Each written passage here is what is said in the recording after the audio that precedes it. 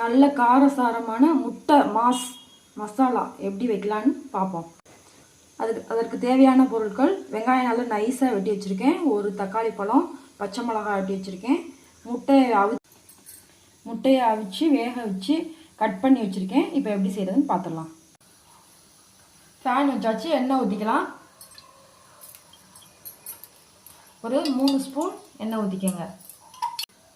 4 சோம்பு, கடுகு போட்டுக்கலாம். கடுகு வெடிக்குது. இப்போ வெங்காயம் சேர்த்துக்கலாம்.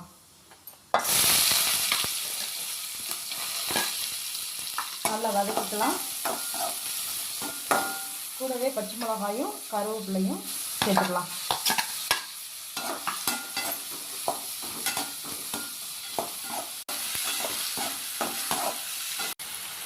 இப்போ தக்காளி பழம் சேர்த்துக்கலாம்.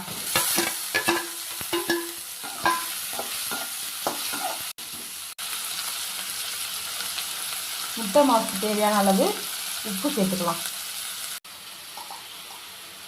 இப்போ 1/4 ஸ்பூன் மஞ்சள் போட்டுக்கலாம்.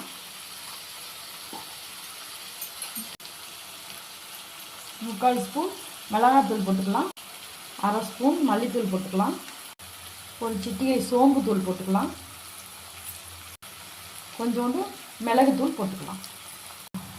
அவ்வளோதான். இப்போ நம்ம நல்லா கிளறி விட்டுக்கலாம்.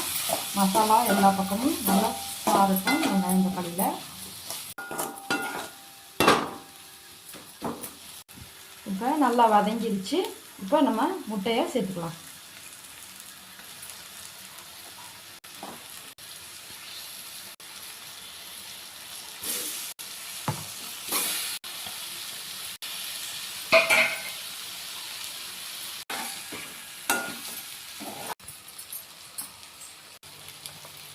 லாஸ்ட்டாக மல்லி இலை தூவி இறக்கிக்கலாம்.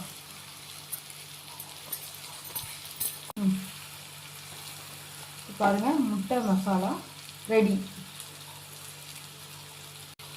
நீங்களும் இந்த மெத்தடில் உங்கள் வீட்டில் செஞ்சு பாருங்கள். ரொம்ப டேஸ்ட்டாக, குழந்தைகளுக்கெலாம் விரும்பின மாதிரி நல்லாயிருக்கும்.